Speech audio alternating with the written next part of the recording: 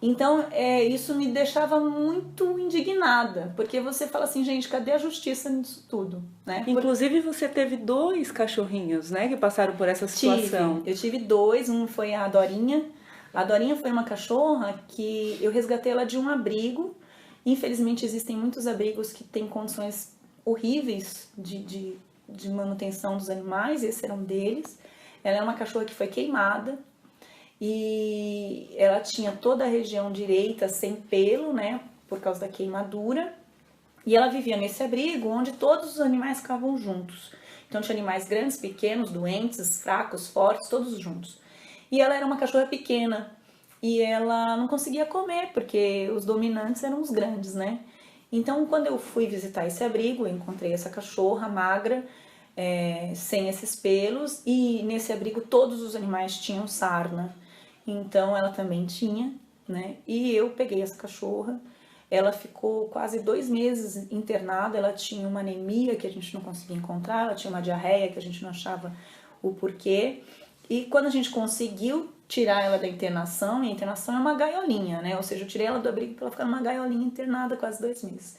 E quando eu tirei ela dessa internação, que eu levei ela para minha casa, eu tentei várias vezes doar ela, porque eu acho que era uma cachorra que merecia um lar, que abrigo não é a solução para cachorro, né? Para animal nenhum. Eu tentei várias vezes procurar um lar para ela, então eu ia em feiras de adoção e tudo mais, e aí é uma tristeza porque as pessoas sentam e choram e ficam com dó do animal, mas adotar o animal que é bom, ninguém adota, todo mundo quer o cachorrinho de raça peludinho, bonitinho, né? Porque as pessoas, na verdade, têm o animal por elas e não pelo animal. E a Dorinha acabou que eu adotei a Dorinha. E quando eu resolvi, falei para ela assim, agora você vai ter a sua vida de princesa aqui em casa. E ela morreu. E aí eu pensei assim, poxa vida, esse animal veio só para sofrer, né? E por outro lado você vê animais de raça, muitos animais de raça, que infelizmente as mães desses animais geralmente são muito sofridas, né? Mas os animais de raça que são vendidos e tudo mais têm a vida maravilhosa. E isso me deixava extremamente indignada, né? Porque Mas se eles ainda... não têm karma, Sim.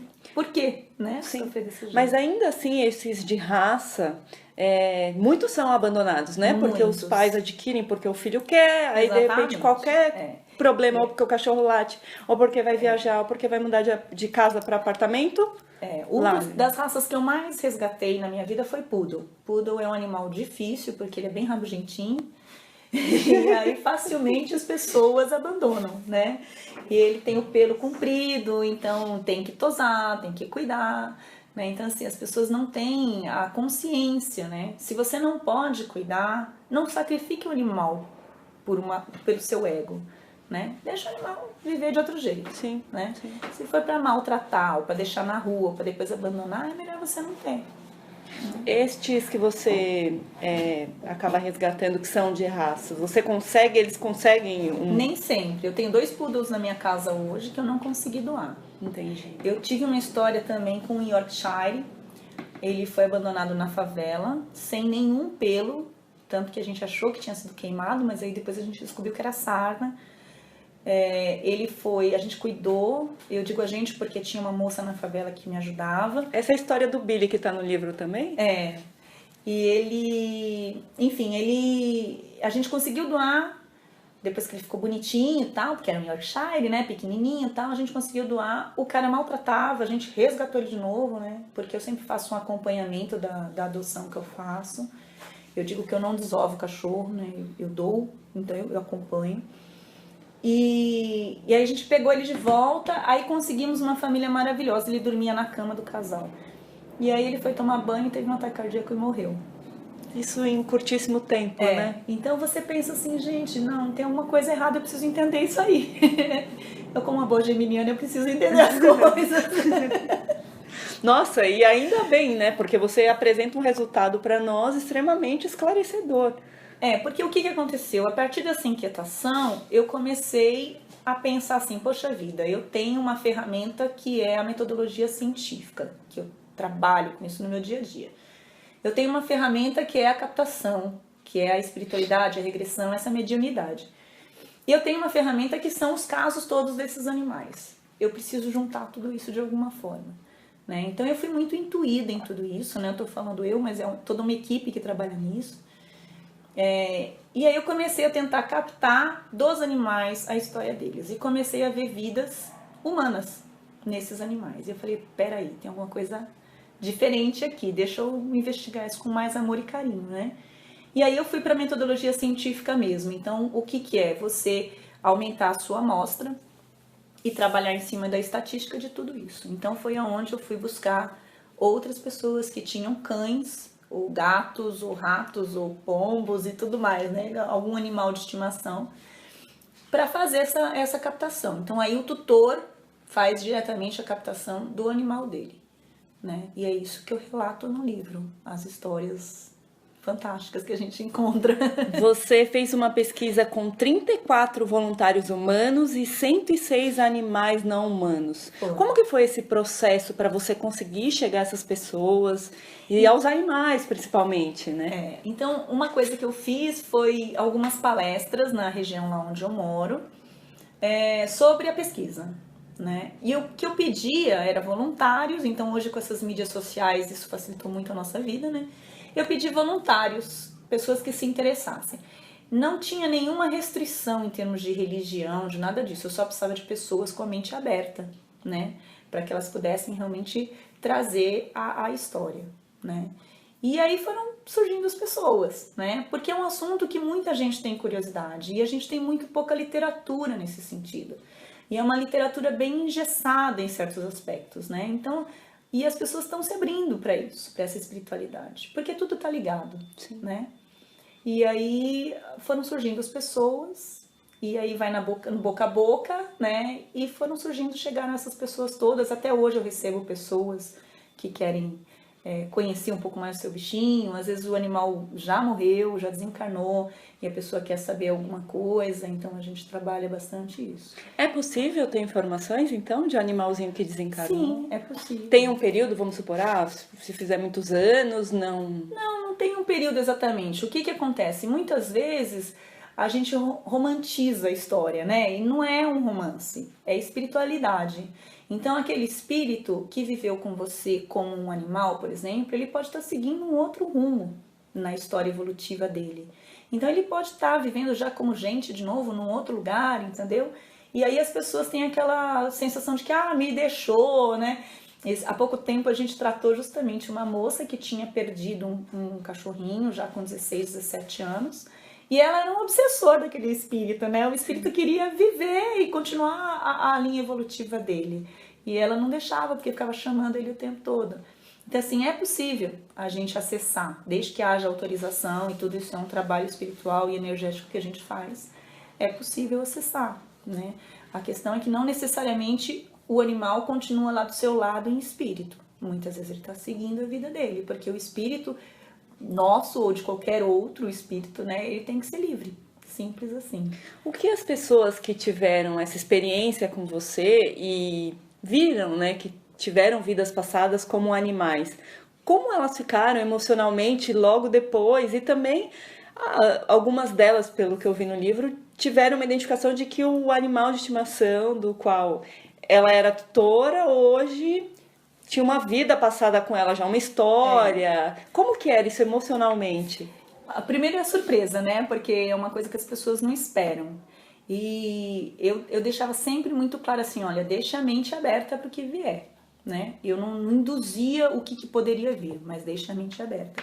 Então a primeira coisa é realmente a surpresa, né? Eu tive uma moça que até hoje eu tenho contato com ela até, que ela viu os dois avós dela como os dois cachorros, né? Nossa. E ela ficou realmente surpresa com aquilo, né? Porque era a situação era muito, muito interessante, como os animais apareceram e como eles cuidavam e tudo mais, né? Eu tive um caso, por exemplo, de um rapaz que ele ajudava um abrigo e tinha um cachorro que só ele conseguia domar nesse abrigo. E aí a gente fez o trabalho e ele viu que tinha vidas passadas com esse animal e agora ele tá com ele. Ele adotou esse animal, né? Que legal. Então são histórias fantásticas, né? Nossa, eu imagino. E durante quanto tempo você fez a pesquisa? A pesquisa durou cerca de 2 anos, né? E depois eu tive mais uns 6 meses para escrever o livro. E assim, até hoje a gente vai tendo resultados interessantes, né?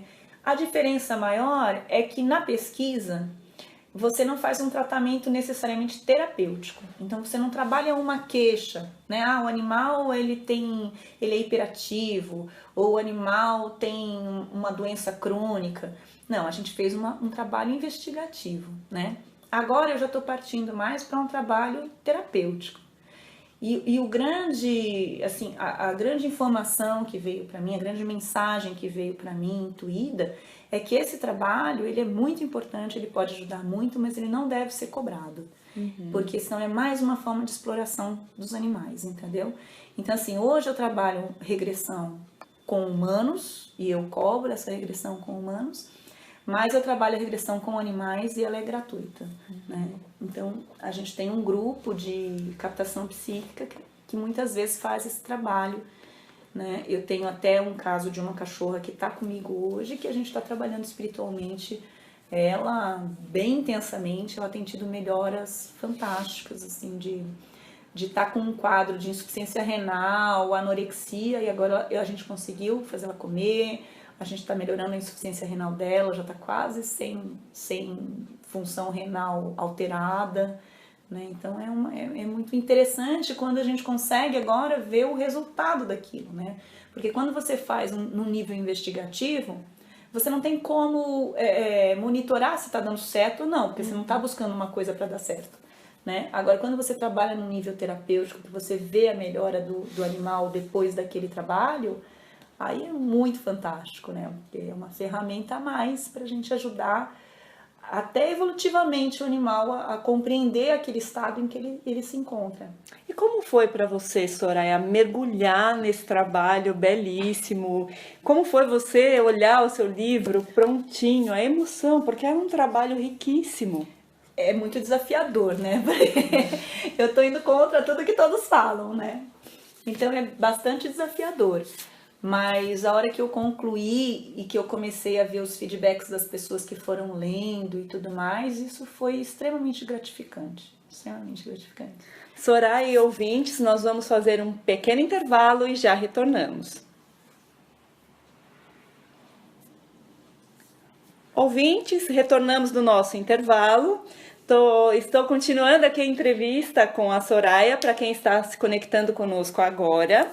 A Soraya é autora do livro Terapias de Vida Passadas em Animais e está conosco aqui contando o processo da pesquisa, todo o amor que ela tem pelos animais, toda a missão dela. E para continuar, Soraya, você estava falando do livro, né? A gente falou do seu sentimento, da sua sensação em relação ao livro. Qual que é o feedback que você tem de quem lê? Como que as pessoas chegam até você? Então, de novo as mídias sociais nos ajudando, né? Muita gente chega por Facebook, Instagram, WhatsApp, e o feedback que eu tenho tido é muito interessante e muito gratificante novamente, né? Por quê? Porque as pessoas realmente falam, nossa, eu sempre pensei isso e nunca achei ninguém que pensasse dessa forma. Nossa, o que você escreveu é exatamente isso. Eu vejo com a minha cachorra, com o meu gato, com o meu papagaio, né?